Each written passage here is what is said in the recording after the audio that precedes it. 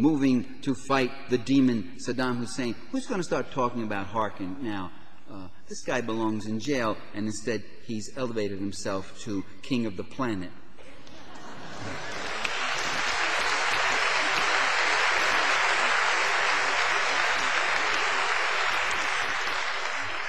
The Republican Party, which just 2 months ago was the party of big business corporate scandal, big business favoritism, seriously in trouble. The Republican Party is now the party of military strength and military leadership. So this is what we're facing here. The war against Iraq will distract from domestic problems. It justifies increased military spending. It fuels the patriotic hype. It jacks up the president's poll ratings. It diminishes, they hope, the momentum behind dissent. But, you know, it doesn't always work so perfectly.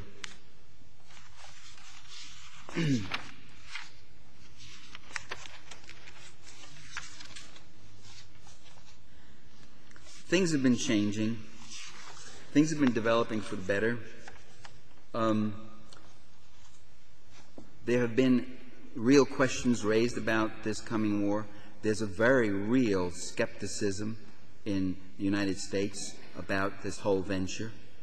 There are people who remember the last one, who got all worked up with it. Let's go get him in Iraq. Let's go get Iraq. Let's go kill him. George I's approval ratings in January 1991 were 93% when he bombed Baghdad and killed all those innocent people. 93%, because this was war. As I told you before, these people mindlessly rallying around the flag. Within 10 months, George I, unbeatable, 93%. Within 10 months, he had lost re-election for President of the United States to a garrulous governor from Arkansas. What happened? Well, people woke up after the patriotic binge, and they said, USA, USA. Hey, you know, this is not paying the rent.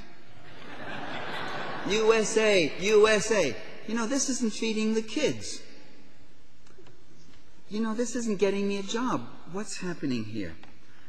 Did we get the whole story, or didn't we? There's another difference. That last war, the U.S. was able to corral the capitalist democratic leaders of all sorts of other countries to send troops and to participate. This time, in all these various countries, people are saying no. Germany. Look at Germany. Gerhard Schroeder. Now, Gerhard Schroeder is a slimy right-wing social democrat who will sniff the wind and go anyway, like his dreams. Gerhard Schroeder, 17 points behind during the campaign, emerges and squeaks through and wins because he emerges as a late-blooming peacenik. He says, German troops will not go in any war against Iraq, and he won an election. It was the power of the people registering upon him. Let's take lapdog Tony Blair.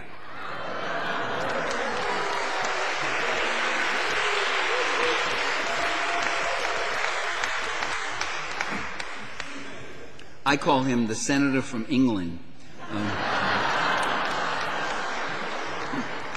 Lapdog Tony Blair, who never met a U.S. president whose hand he didn't want to lick. Just a few weeks ago, Tony Blair was saying we're going right down the line, we're going to be in there, we're going to take the action, usual stuff. And then 350,000 Brits demonstrated, remember? And now Blair has shifted over, remember? Right.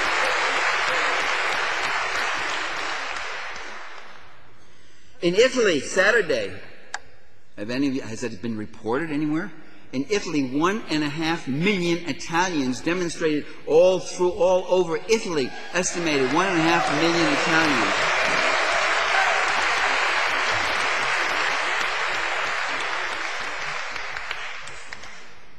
the people are aware, and the people are moving, despite their stupidities, despite the way they can be fooled about things at times. It's amazing. What is amazing is that in the face of this monopoly propaganda that we get in the States, and I think you get a lot of it here in Canada too, in the face of that, we still have people who are questioning and who are wondering. The people of Ecuador, in weeks of civil siege, have forced the government to rescind privatization. There are warrants out in several countries for Pinochet's scalp. At least 3 different countries have warrants out for Henry Kissinger. That's good.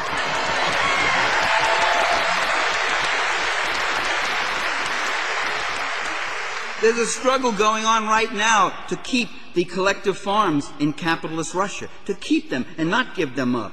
There's land redistribution going on in Brazil, done by the people themselves, seizing the land all through southern Brazil. There have been massive demonstrations all over the world. There have been general strikes. Even in the U.S., demonstrations are beginning. We're beginning to gather momentum on this whole Iraq thing. I was in Marin County just 2 weeks ago. Marin County in California is vintage. It's California essence, you know.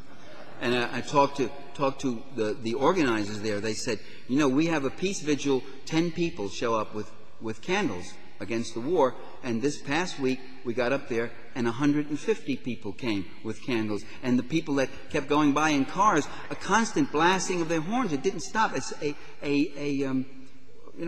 what is that? Continual blasting of the horns, and people giving the thumbs up and cheering and saying, yes, no war, no war. Marin County said, we had a demonstration.